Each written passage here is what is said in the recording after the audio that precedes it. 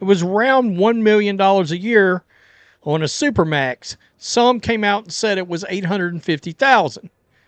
The WNBA is stepping up. 2 minutes ago, the WNBA just made a move that has the entire basketball world losing their minds. We're not talking about a small adjustment here. We're not talking about a minor tweak to the existing system. No, what just landed on the table is so massive, so unprecedented, that it could completely rewrite the future of women's basketball as we know it. The league has put forward a collective bargaining agreement offer that includes salary numbers so high. Their game now. All right, we're now officially over $1 million.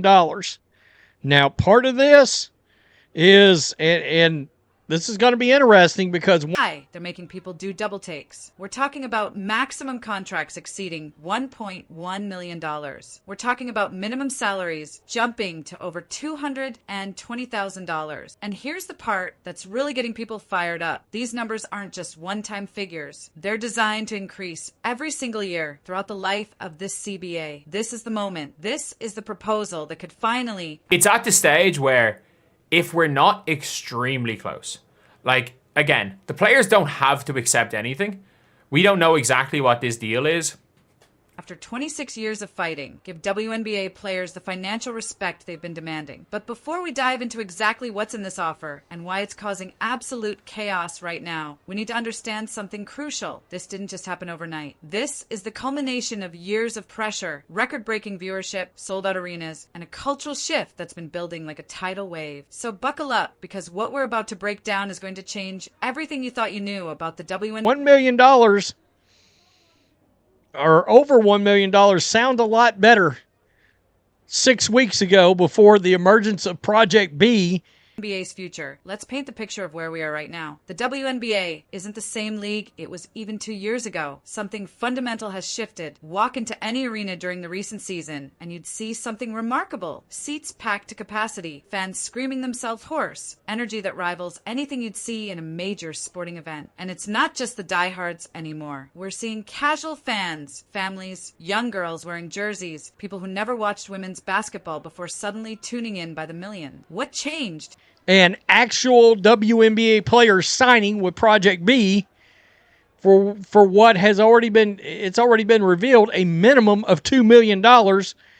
Well, a perfect storm of talent, marketing, and cultural momentum collided all at once. CaitlinClark burst onto the scene like a supernova, breaking viewership records before she even touched a WNBA court. Her college games were pulling numbers that made executives sit up and pay attention. Then she gets drafted, and suddenly the Indiana Fever is selling out arenas in cities that barely paid attention to the WNBA before. But it's not just Caitlin. Angel Reese brought her own massive fan base, her personality... Average salary.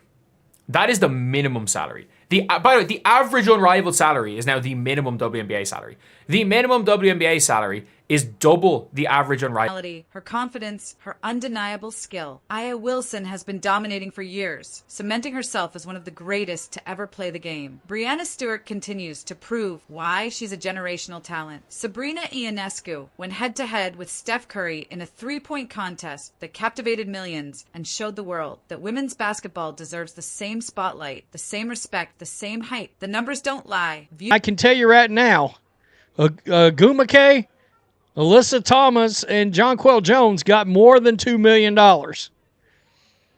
Viewership for the 2024 season exploded by over 170%. Teams that used to play in half-empty gyms were suddenly turning away fans at the door. Merchandise sales went through the roof. Social media engagement skyrocketed. The WNBA wasn't just growing, it was booming in a way that even the most optimistic projections didn't predict. And with all that growth, with all that money flowing in, one question became impossible to ignore. When are the players going to get their cut? Now here's where things get really interesting. Can't wait till those salaries actually emerge, because it's going to be a big deal.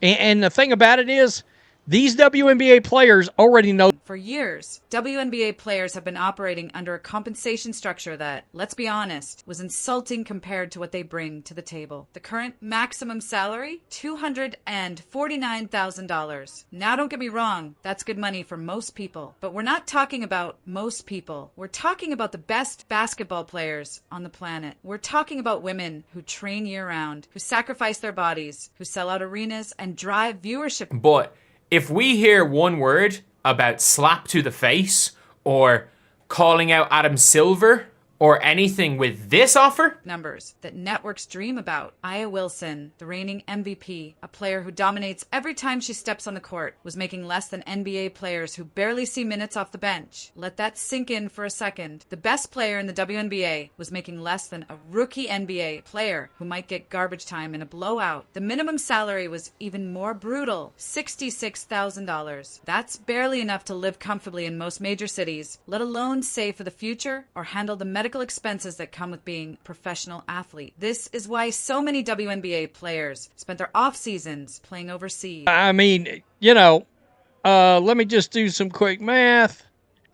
Minus, carry the 12. Not because they wanted to, but because they had to. They'd finish an exhausting WNBA season, then immediately fly to Europe or Asia to play in international leagues just to make ends meet, just to build some financial security. Imagine being that talented, that dedicated, and still having to work 2 jobs just to survive. That was the reality for most WNBA players. Until now. What exactly is on the table right now? Hold on to your seats, because these numbers are going to blow your mind. The proposed maximum salary jumps from $249,000 to over $1.1 million. Fits the formalization of charter travel, establishing baseline standards of operation for every franchise, a softer salary cap. That's a 340% increase. Let me say that again, 340%. We're talking about quadrupling what the top players can make. But here's the kicker. Unlike the current system, where only a couple of players per team can make max money, this new proposal allows multiple players per team to hit that $1 million mark. So teams can actually build rosters around multiple superstars without having to choose who gets paid and who doesn't. The minimum salary? Well, that's what they wanted. They wanted this big increase in salary, and this is going to increase in some kind of way. It does not say how it's. That's jumping from $66,000 to over $220,000. That's a 233% increase. Role players, rookies, bench players who work just as hard in practice and contribute to team success. They're now making real money. Money that lets them focus entirely on basketball without stressing about rent or having to plan an overseas season just to pay bills. The average salary across the league is projected to hit over $460,000. More than tripling what it is now. And remember what I said earlier about these numbers increasing. This isn't a one-time thing. Built into this CBA proposal is a structure where these salaries grow every single year. As the league expands, as viewership continues to climb, as revenue keeps pouring in, players' salaries automatically increase along with it. But wait, there's more. And this is where things get truly historic. For the first time in WNBA history, this proposal includes legitimate revenue sharing. Let me explain why this is such a massive deal. In the NBA, players receive approximately 50% of basketball-related income. That's the standard in professional sports. The people actually playing the game, the ones fans pay to see, get roughly half of what the league brings in. The WNBA has never had anything close to that kind of structure. Players were paid based on fixed salaries with no real connection to how much money the league was actually making. If ticket sales exploded, if TV deals got bigger, if merchandise flew off the shelves, the owners pocketed that extra money while player salaries stayed relatively stagnant. This new proposal changes that fundamental equation. Now, when CaitlinClark sells out an arena, when Angel Reese drives massive social media engagement, when Aya Wilson brings in new fans and sponsors, all the players benefit financially. Their success is directly tied to the league's success. This creates a completely different incentive structure. It means players have even more reason to promote the league, to engage with fans, to build the WNBA brand, because they know that growth translates directly into their paychecks. It's the kind of partnership between league and players that should have existed from day one to S.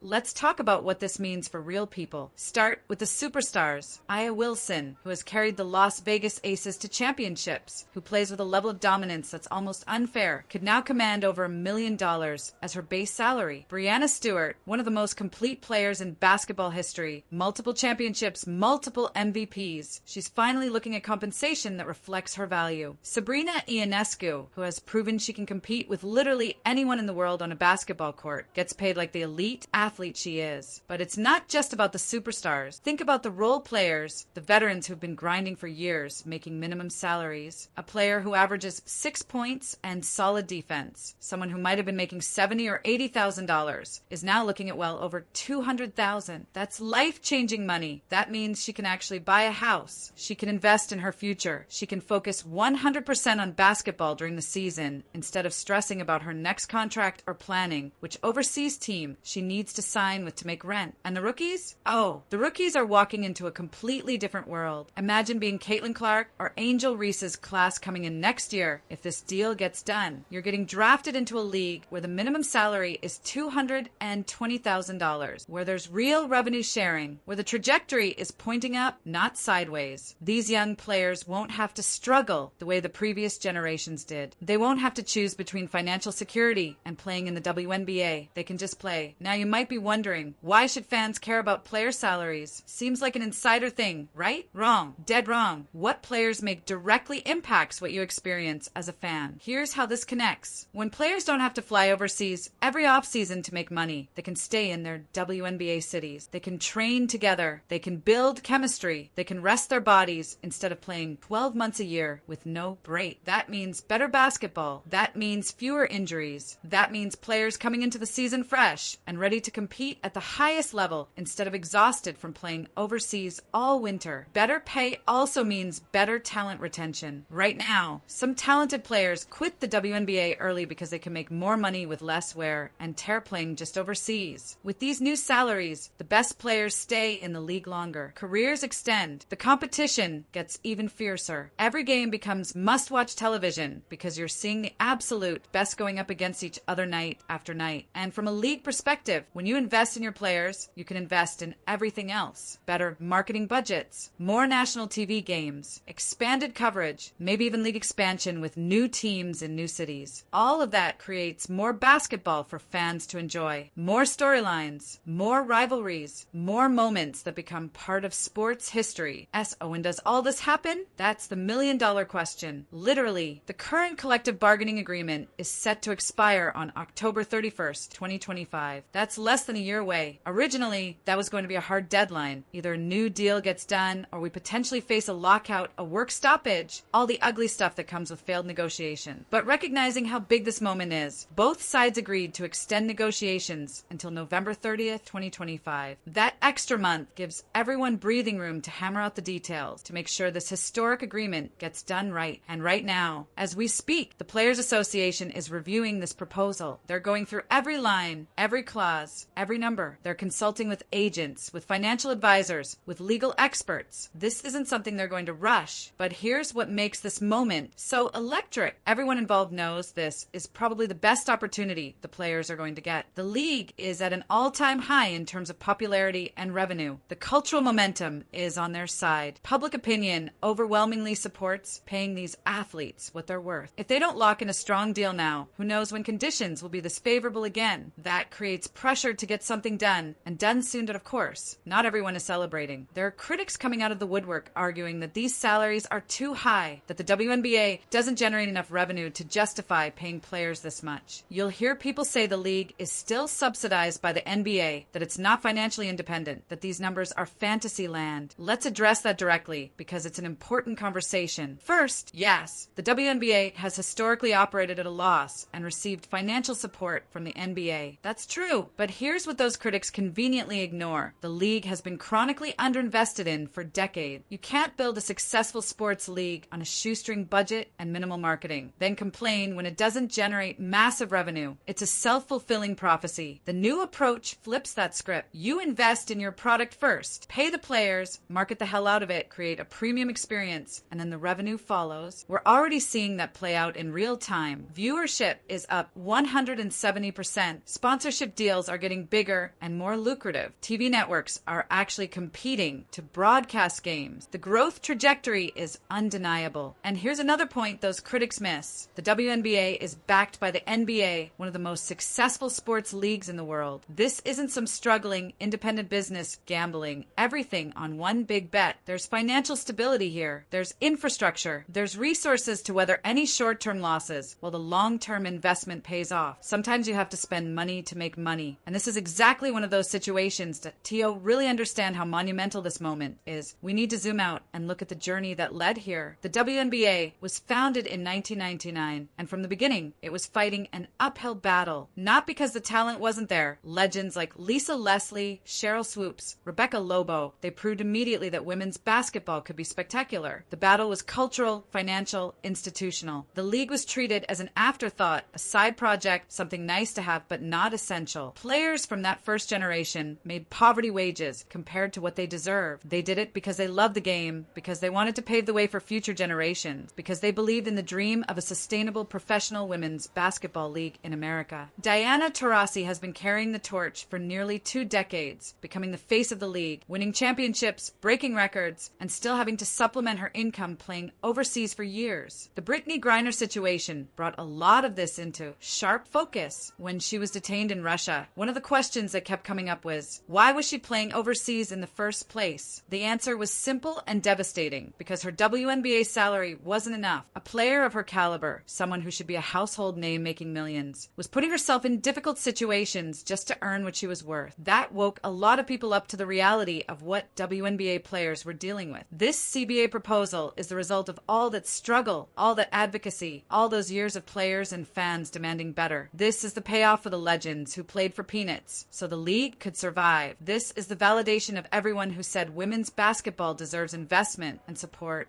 Where does this leave us right now? In this moment, we're standing at a crossroads. One path leads to the WNBA finally becoming what it always should have been, a league where the best women basketball players in the world are compensated fairly, where financial security isn't a question mark, where the focus can be purely on the game. The other path leads to more of the same struggles, more talented players leaving for overseas opportunities, more questions about whether the league values its athletes. Everything we've talked about, the explosive growth, the star power, the cultural momentum, the revenue potential, it all comes down to whether this deal gets done. The Players Association holds the power here. They can accept this proposal, counter with their own demands, or reject it entirely and go back to the negotiating table. What they decide in the coming weeks will shape the next decade of women's basketball. And we as fans, we have a role to play too. Supporting the league, buying tickets, watching games, engaging on social media, all of that contributes to the revenue that makes these salaries possible. The more successful the WNBA becomes, the more players benefit, and the better the product gets for everyone. This isn't just about basketball anymore. It's about value. It's about respect. It's about finally, after 26 years of grinding and fighting and proving doubters wrong, seeing the WNBA put its money where its mouth is. A $1.1 million max salary says we believe in you. A $220,000 minimum says every player on this roster matters. Revenue sharing says we're in this together. These aren't just numbers on a page. They're statements about what the league believes these athletes are worth, about what kind of future they're building. The WNBA is panicking right now because they know what's at stake. They know they can't afford to mess this up. They know the eyes of the sports world are watching to see if they'll finally do right by their players. The offer is on the table. The moment is here. And in the next few weeks, we're going to find out if this is truly the dawn of a new era for women's basketball or just another false start. But based on everything we've seen, based on the trajectory of this league, based on the undeniable talent and marketability of these players, it's hard not to feel like this time is different. This time, the WNBA is ready to step up. The future is bright. The future is now. And we're all witnessing history unfold in real time. Stay tuned because this story is far from over.